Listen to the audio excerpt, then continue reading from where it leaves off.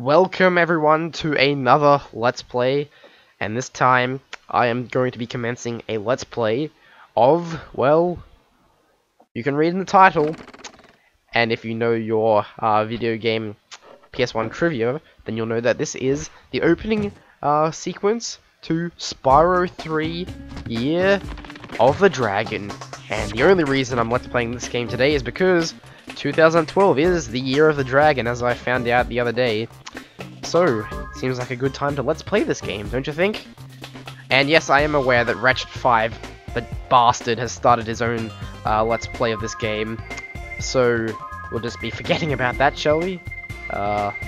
Which head icon should I choose? Let's choose Hunter, why not?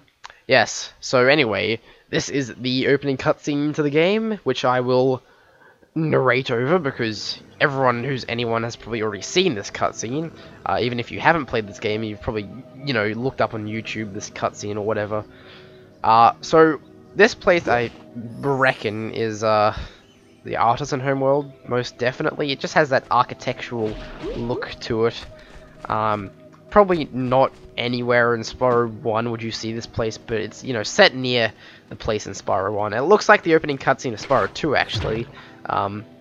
Yeah, I think that castle over there, on the other side, that could be where the Artisan Homeworld is in Spyro 1. But, you know it's the Artisans because the dragons from the Artisans are there, except that guy in the background just a second ago looked like a Beastmaker's. Yeah, him. It looks like a Beastmaker's one, but who cares?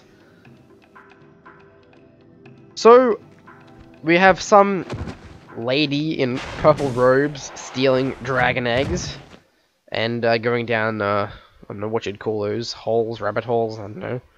Maybe she's a rabbit, who knows? We managed to capture the eggs, Your Highness. Every last one.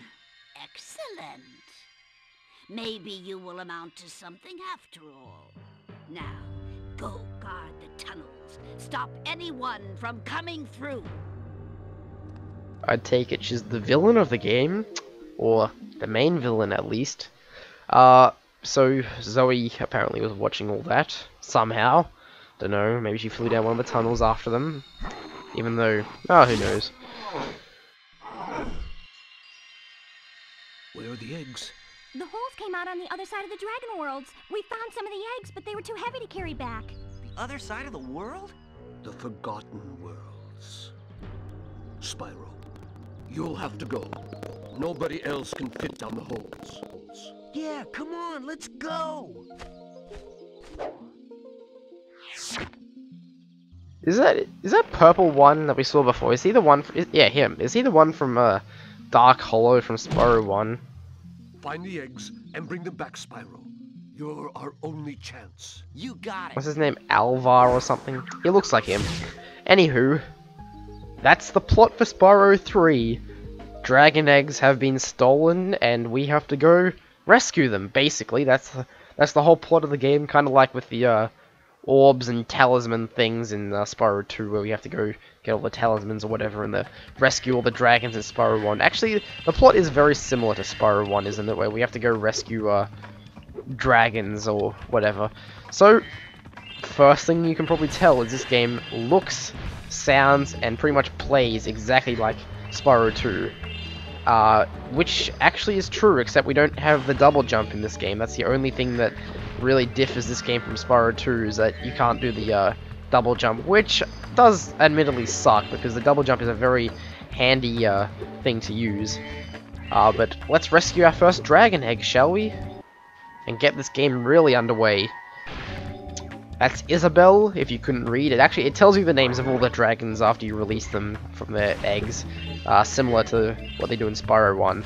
So, in a way, this game really is like a follow-up to Spyro 1, but it is a direct sequel to Spyro 2 because Hunter's in this game. There's a few other characters from Spyro 2 in this game, which we'll see as the game progresses. So we have another cutscene here, kind of. We can see Hunter's in the background there, and there's Moneybags as well, who returns. You're the one in charge of rescuing the eggs, huh? How sad. Look here, Dragon. If you know what's good for you, you'll turn around and crawl back up that hole you came through.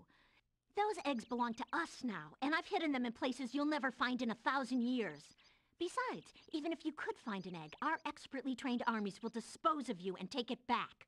Do I make myself clear? If I find you here again, I am going to be very angry. And you won't like me when I'm angry. Is that an Incredible Hulk reference? Probably.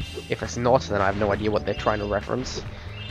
So, yeah, like I said, this game is like a direct sequel to Spyro 2, which is pretty obvious because, like I said, Hunter's in this game, and so is Moneybags, as we can see there, who we'll talk to in a second. Let's talk to Hunter first, though, and he'll give us like a little challengey thing, like he gave us in Spyro 2. This one's a lot easier, though. All you have to do is just jump over here, like such. Really, it's not... I don't even know what the point of that is. It's like the easiest egg to get in the game apart from Isabelle, really. Oh, no, well, not really, because some eggs, you know, are sitting around. Anyway, that's Coltrane, or Coltrane, or however you want to pronounce it. We have a Superfly power-up here, which we know how those work from Spyro 2. So I'm not really... I don't know if there's too much to, like, really explain about, like, the controls. Like, obviously... Square is charge, X is jump, you know, that old shtick. But if you've seen my Spyro 2 Let's Play, then this is basically just a continuation from that, because of just how similar these two games really are. It's like, you know what they say, how like a sequel is just the first movie, you know, made again. This is kind of like Spyro 2 just made again, except this game is quite a bit longer, and I wouldn't say more difficult, really, because I think Spyro 2, oh, I don't know, they're both pretty... not hard at all, but yeah, this game is probably a lot longer, I'd say, because as we know, Spyro 2 wasn't actually finished, or there were a few parts of it that weren't, you know, fully polished or whatever. So this game is completely finished, and there's like is there 5 or 6 homeworlds? I can't remember. I'm not gonna spoil the game by listing all the homeworlds. What I'm doing here is actually there's like a secret, or I wouldn't call it a secret, but there's like a... Oh, well, I missed it, but there's a life up there which you don't really need anyway. So what else can I say? Well, there's an interesting bit of trivia about Sunrise Spring, which is the name of this homeworld. I neglected to mention that. But this homeworld is called Sunrise Spring, and a bit of interesting trivia is that everyone thinks that the reason this homeworld is called Sunrise Spring is because in Spyro 2, the homeworlds in that game were named after seasons, and the only homeworld or season that didn't have a homeworld named after it was spring. We had summer forest, autumn plains, winter tundra, but no spring homeworld. And so everyone reckons that because this homeworld is called Sunrise Spring, it's kind of like a bit of a tribute or whatever to Spyro 2. I don't know, I guess it could be. I don't really have any speculation as to why it's called that, but here's Liam, guys, or obviously Liam, but my brother's name is Liam, so you'd think in 16 years of saying Liam I would have gotten the name right by then. Huh. Okay, yeah, this homeworld's pretty nice. It's your typical grassy kind of homeworld with a bit of alpine-ish to it. And also water as well. It's got water in it like any good homeworld should. Over here, actually, over this area here, this is where you actually go after you complete this homeworld, and it'll take you to the first boss of the game. I don't think I'm spoiling anything when I say this game has bosses, so we'll be going there in a few parts. This over here, once you beat the first boss, you come back to this homeworld and you can play as Sparks, so that's going to be fun. The first time you actually get to play as Sparks, unless you count using the gem finder thing in Spyro 2 as playing as Sparks, because I don't really count that. I don't know why you would anyway, but whatever. So yeah, as you can tell, we are swimming at the moment, and you actually start with all your abilities that you have in Spyro 2, which I really like. It's kind of like in Super Metroid, how you start off with all your stuff, and same with Banjo-Tooie. So that's good. We got ourselves another dragon egg here, and this should be our 5th dragon egg for the level, the 5th and final dragon egg we need for this level, and that was Bruce. And there are 400 gems in this homeworld, which is quite a lot, but it's actually a small homeworld.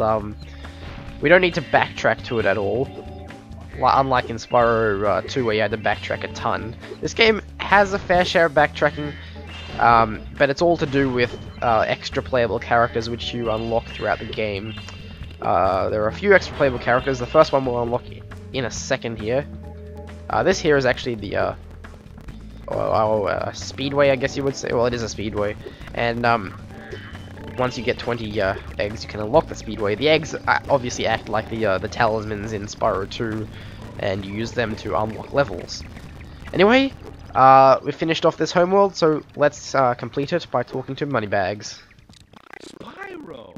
My, how funny to see you here. Why, I haven't seen you since we defeated Ripto in Avalar. Well, my business went into a slump after you left, so I came here and struck up a nice deal with the local sorceress. Lovely woman she is. Seems to be very fond of dragons, too. I'm getting paid a fortune to keep Sheila the kangaroo locked up. The pesky animal must have been causing a lot of trouble for that poor sorceress. I suppose I could accidentally let the kangaroo escape if you were to pay me, say, a small fee. Yes, Moneybags is back, and we have to pay him 300 gems to free Sheila, which I'll do because you have to do it. I love your sweet naivete. Your kind-hearted nature might be your downfall someday, but for the time being, it's making me rich. Okay, and we've got another cutscene here, which is somewhat important, so I'll shut up for a second while you watch it. I hope you appreciate this favor I'm doing in letting you out. That's good of you, mate. No hard feelings, eh? Right. After all, I'm just doing my job.